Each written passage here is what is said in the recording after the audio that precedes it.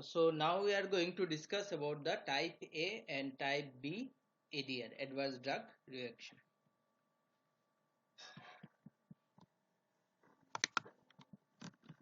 Now type A already we have discussed that it is a predictable, and type B it is a unpredictable.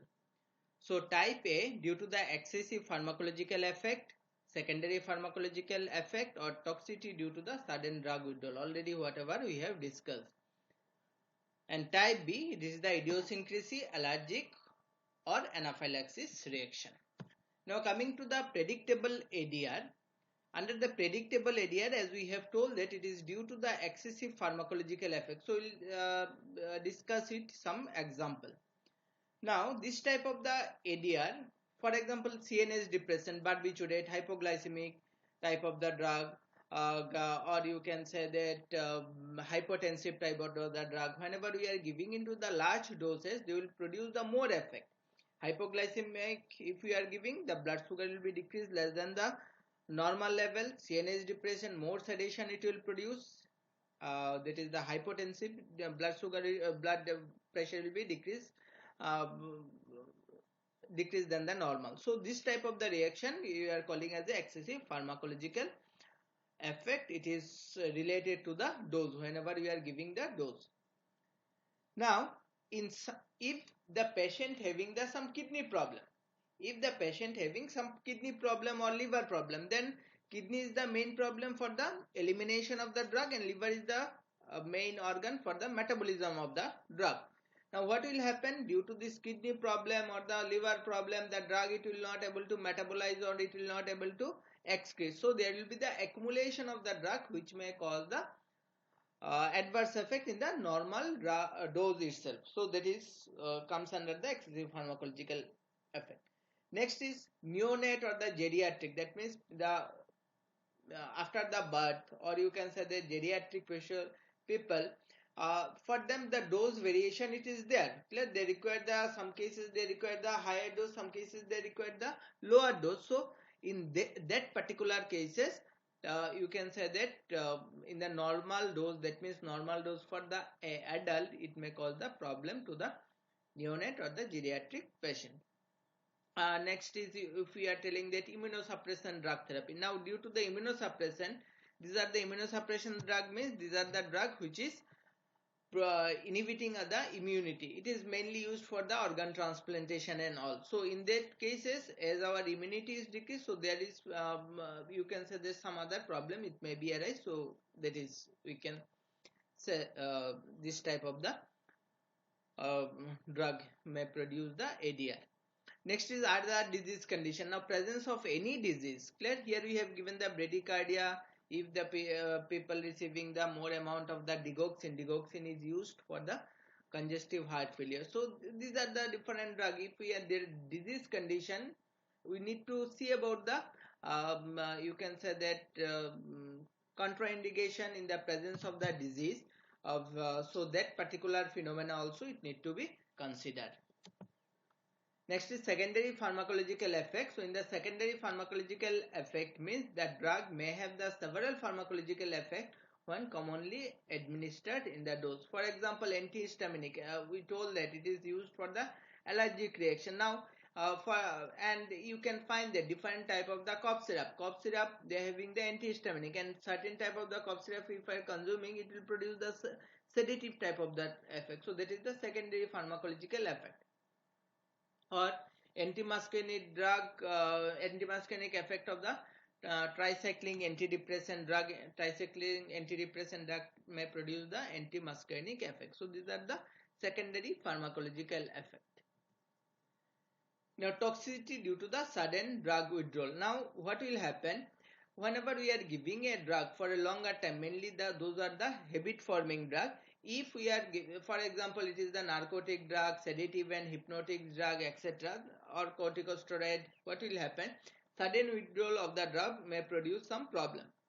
For example, if we are using the sedative drug and if we are withdrawn suddenly after administration for a longer time, then we are suddenly they will produce the mental confusion, delirium, extreme agitation, etc., etc. So In that case, what we need to do? We should reduce the dose slowly and then we should stop the drug. Now coming to the unpredictable ADR, that is the type B. In case of the unpredictable ADR, this is the allergic response. Clear? Allergic, you can say that allergic response. Now you can see, if you see in the chart, this allergen, clear? In case of the allergen, they will act on the different cell of our cell, which is part of the immunity, and you can say that uh, they will trigger the release of the different chemicals. These are the different cytokinin or the autocoids. Clear? Autocoids are the, for example, histamine, leukotriene, cytoxin, chemokinin. And if it is released into the more quantity, it will cause the antibody generation. That means you can say that antigen antibody reaction, and they may cause the different type of reaction. Clear? So here we are, as we are telling, that reaction does not resemble to expected pharmacological action, because we are not uh, we are not expecting those type of the effect after giving the drug. So that is the unexpected thing.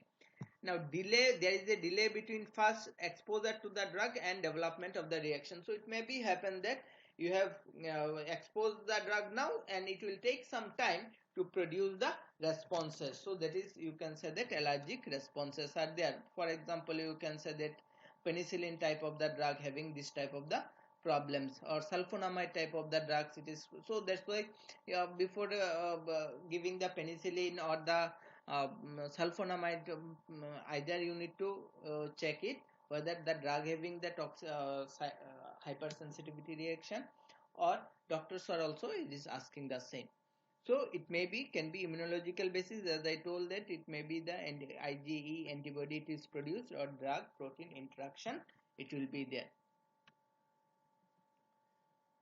So under this like anaphylaxis, now anaphylaxis we are considering it is a severe serious type of the allergic reaction due to the IgE, immunoglobulin E, and it is occurs due to the second or subsequent exposure of the drug causing allergy. So what will happen? Maybe in the first time they are not producing any sort of the allergic symptoms, but after second exposure or repeated exposure, they are producing the this type of the responses. So allergic reaction may be generalized. Generalized means you can say that bronchoplasm, circulatory collapse with hypotension, skin rash, etc. Or sometimes you can say that it may be the localized one. Localized means it is the abdominal pain. Clear? Abdominal pain. And sometimes it may be serious also, because sometimes what will happen, the blood pressure will go down, and it may you can say that cause the you can say the serious situation, and it may be happen due to the increase into the autocoids. Clear? Increase into the autocoids, or you can say that some cytokinins in the blood. Yeah. Next is idiosyncrasy. Now, in case of the idiosyncrasy, it's the qualitatively or quantitatively abnormal drug response are denoted the term idiosyncrasy.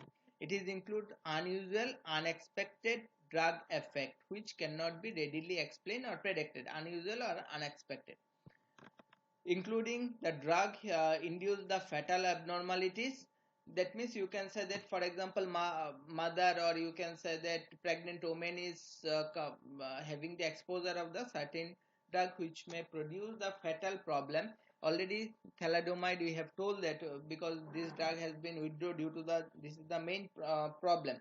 So teratogenicity it is there. So this is one type of the idiosyncrasy. So it may be the qualitatively or quantitatively abnormal drug responses.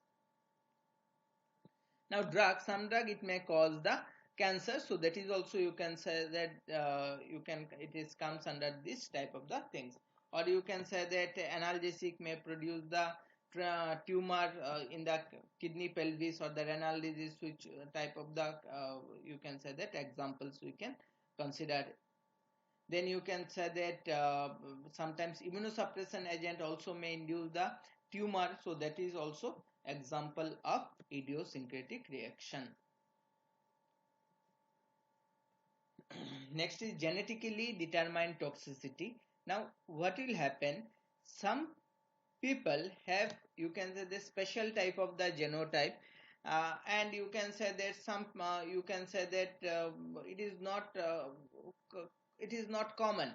That means most of the people having that particular genome configuration, but in certain people they have some changes, plus some changes it is there. That is the hereditary deficiency also we can see that.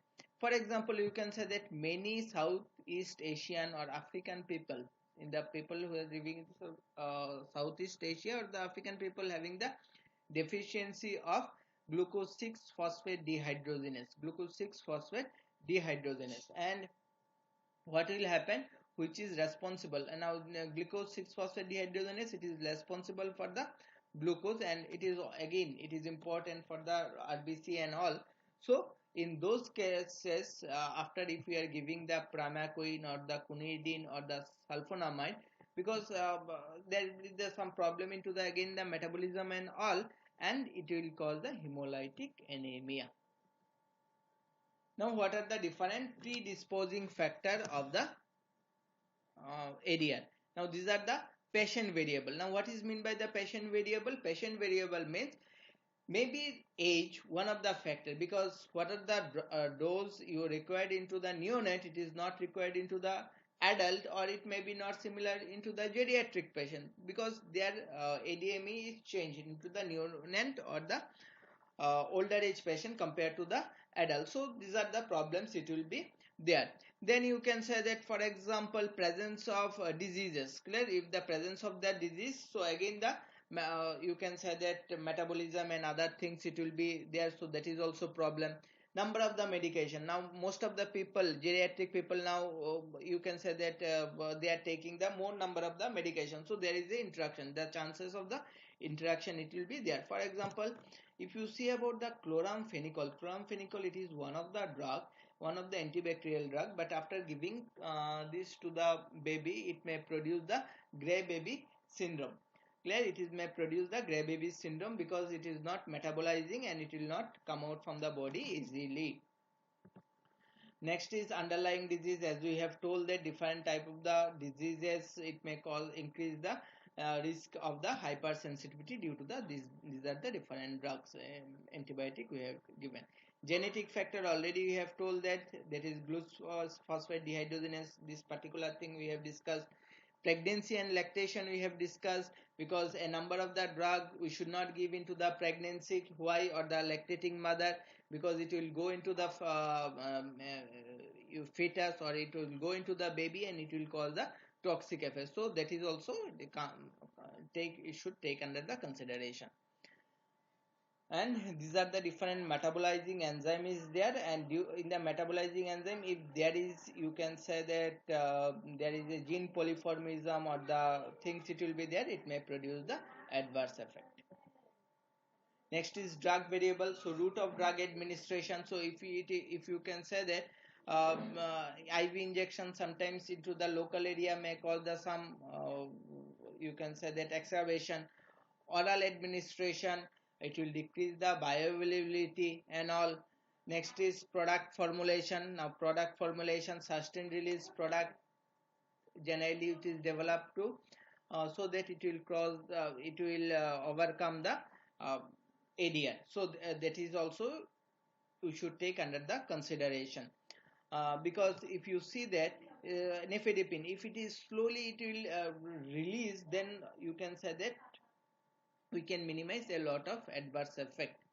Duration of the therapy, for example, you can say that non-steroidal anti-inflammatory drug into the geriatric people, if we are giving the drug for a longer time, it will produce some toxicity into the GIT tract, mainly into the upper